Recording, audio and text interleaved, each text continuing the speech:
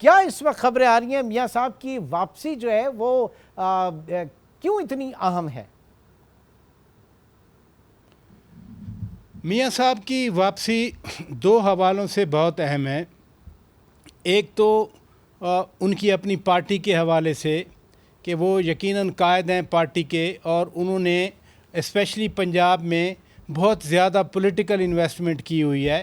انہوں نے سندھ میں یا بلوچستان میں تو اتنی انویسٹمنٹ پولیٹیکل نہیں کی تھی. خیبر پختونخوا میں ہزارہ یا صدرن ڈسٹرکٹ تک وہ رہے، لیکن پنجاب بیسیکلی ان کی کانسٹیچوئنسی ہے. اور اس وقت آپ نے خود بھی اشارہ دے دیا، پنجاب میں نہ صرف پی ٹی آئی ان کا ایک مد مقابل بہت زبردست طریقے سے بن کے ابھرا، بلکہ جو الیکٹیبلز استحکام پاکستان پارٹی میں چلے گئے تو وہ بھی ایک بہت بڑا چیلنج ہے.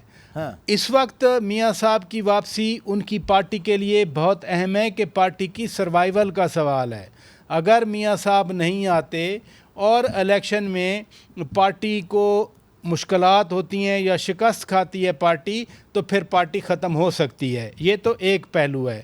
دوسرا اہم پہلو خود پی ایم ایل این کہہ رہی ہے کہ میاں محمد نواز شریف کے بیرون ملک بہت سارے دوست ہیں جو حکمران ہیں، خاص طور پر مڈل ایسٹ کے، جن کی طرف ہم دیکھ رہے ہیں کہ وہ پاکستان میں آ کر سرمایہ کاری کریں.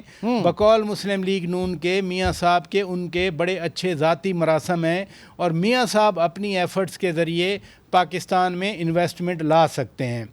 تیسرا اہم پہلو جو میں سمجھتا ہوں کہ ہمارے تو الیکشن ہونے ہیں جنوری میں جیسے ہمیں بتایا گیا ہے، لیکن انڈیا کے بھی الیکشن ہونے ہیں. اور نریندر مودی جی جو بھارت کے وزیر اعظم ہیں، انہوں نے پچھلے الیکشن میں یا اس سے پچھلے الیکشن میں بھی اینٹی پاکستان پچھلے میں اس لیے کہہ رہا ہوں کہ اس وقت سٹیٹس میں بھی الیکشن ہوئے. مجھے ایک ان کی راجستھان میں الیکشن کیمپین بھی یاد آ رہی ہے جس میں براہ راست پاکستان کا نام لیا تھا، ایک پاکستان کے افسر کا نام لیا تھا.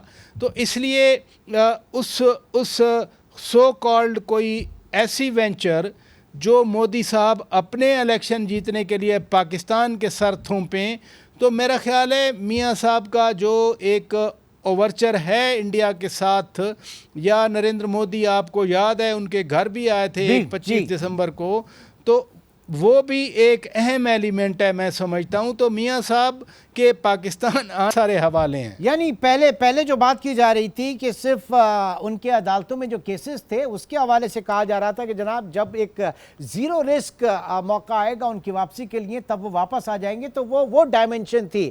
اب اس میں اور بہت ساری ڈائمنشنز جو ہیں وہ جڑ گئی ہیں، اور اسپیشلی جو انشورنس ایک طریقے سے آپ کہہ لیں کہ جو خلیجی ممالک ہے وہاں سے انویسٹمنٹ اگر آئے گی اور میاں صاحب کو اس طرح کی کوئی بات کہہ دی جاتی ہے تو پھر ان کا بیانیہ بڑا اسٹرانگ ہو جائے گا.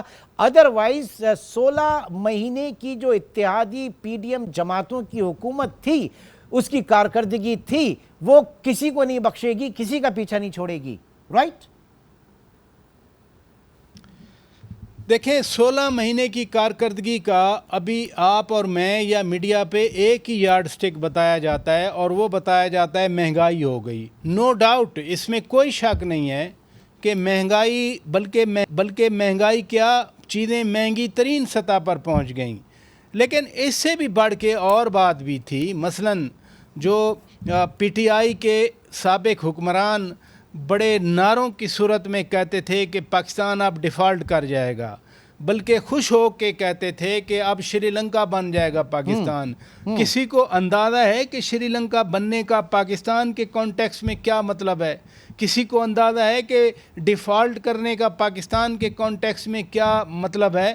تو کم از کم یہ والے جو اینگلز ہیں یہ اتحادی حکومت نے نہ صرف کور کیے، بلکہ آئی ایم ایف کے ساتھ جو معاہدہ توڑ کے گئے تھے پی ٹی آئی والے، اس معاہدے کو انہوں نے دوبارہ ویلڈ کیا، دوبارہ بحال ہوا وہ معاہدہ. یہ معاہدہ اس لیے نہیں کہ $1 ارب پاکستان کو چاہیے تھا، بلکہ باقی جو آپ کی ریلیشننگ ہوتی ہے خاص طور پر فائنینشیل اور اکنامک، وہ تو ہمیشہ آئی ایم ایف کی سرٹیفکیشن کے پرزم میں دیکھی جاتی ہے. تو وہ معاہدہ ہو گیا. یعنی بڑا بھاری پتھر چوما، آپ یہ کہہ سکتے ہیں بہت بھاری پتھر چوما، جو کرنا چاہیے تھا وہ کام کیا. اب اس وقت جو چیزیں چل رہی ہیں جس طریقے سے کہ اور سول عسکری قیادت دے دھنا دھن مافیاز کے خلاف کاروائیاں جاری ہیں، کریک ڈاؤن ہو گیا اور ڈالر جو ہے وہ تقریباً 340 سے اور نیچے 280 کے اوپر آ گیا کافی، اور petroleum prices, so many things. یہ سارے گورننس کے معاملات ہیں. تو یہ گورننس کے معاملات تو پولیٹیکل حکومتوں کو کرنے چاہیے تھے. اگر تھوڑا سا وہاں پر اس طرح کی چیزیں اب جو ہو رہی ہیں وہ وہاں پر بھی ہو سکتی تھیں. اور اب یہ مجھے بتائیے، آپ دن بھر مختلف لوگوں سے آپ کی بات ہوتی ہے، میں تو پرسنلی جن بزنس کمیونٹی کو جانتا ہوں وہ تو اس وقت کافی ریلیف فیل کر رہے ہیں. یہ درست ہے بات، لیکن اگر فرض کیا آپ نے کہا اقدامات افغانستان سے جو مال سمگل بیک ہوتا تھا پاکستان میں وہ خیرات میں تو نہیں ملتا تھا، وہ بھی تو یہی بزنس مین ہی بیچتے تھے نا. یس، وہ ڈیوٹی ان کی بچ جاتی تھی، ہاں ڈیوٹی بچ جاتی تھی، ٹیکسز بچ جاتے تھے، لیکن منافع تو انہی کی پاکٹس میں جاتا تھا. ایکسچینج کمپنیز فار ایگزامپل جس طرح ہولڈنگ ہو رہی تھی یا اور طریقہ کار ہو رہے تھے، اب وہی لوگ ہیں نا جو آ گئے درمیان میں. میں نے کل شبر زیدی صاحب کو اپنے شو میں بلایا تھا اور میں نے ایگزیکٹلی اسی کانٹیکس میں بات کی. تو انہوں نے کہا کہ اب جو فرق آ رہا ہے نا، وہ جو ایک آدمی ہے پاکستان میں، اس ایک آدمی نے تہیہ کر لیا ہے کہ میں نے ملک کو ٹھیک کرنا ہے، میں کسی ایکسپیڈینسی کا شکار نہیں ہوں گا، میں نے ان سب کو سیدھا کرنا ہے.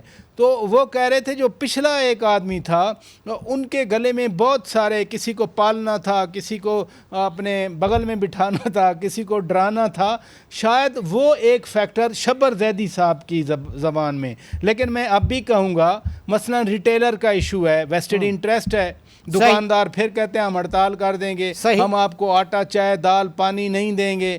اچھا، اس کے بعد ایگریکلچر سیکٹر پہ ٹیکس کی بات ہوتی ہے، وہ کبھی پاکستان میں ہو نہیں سکتا، وہ کہتے ہیں جی پروونشل میٹر ہے. لیکن یہ اینٹی سمگلنگ کے جو اقدامات ہیں، اگر وقت کے وزیر داخلہ سرفراز بگٹی صاحب یہ بتائیں قوم کو کہ آرمی چیف نے کہا کہ کسی کا کورٹ مارشل بھی کرنا پڑا تو میں کروں گا، ہم سمگلنگ روکیں گے، تو بہت سارے فیکٹرز ہوتے ہیں. اچھی بات ہے کہ پاکستان میں اس وقت جو قانون ہے، جو قانون کا راستہ ہے وہ بالکل صاف ہے اور اس کو سپورٹ دی جا رہی ہے. یہی سپورٹ ایک ڈفرنس کریٹ کر رہی ہے اور بہت بڑا، بہت وائبرنٹ ڈفرنس اس وقت کریٹ کر رہی ہے. اور اس ڈفرنس میں بظاہر اور اچھی بات یہ لگ رہا ہے، یہ محسوس ہو رہا ہے کہ ہم ایک صحیح سمت میں چلے جائیں گے انشاءاللہ. کیونکہ جب آپ ہول سیلر ریٹیلر کو ٹیکس کریں گے، جب آپ ایگریکلچر اکانومی اس کو ٹیکس کرنے آئیں گے، جب آپ ریئل اسٹیٹ کو ٹیکس کریں گے، اور جب آپ جو ہے وہ یہ آپ نے اتنے لوپ ہولز چھوڑے ہوئے تھے، اور جب آپ پولیٹیکلی کمپرومائز ہوتے تھے سیاسی معاشی فیصلوں میں، جب یہ چیزیں بند ہوں گی تو پاکستان یقیناً آگے بڑھے گا.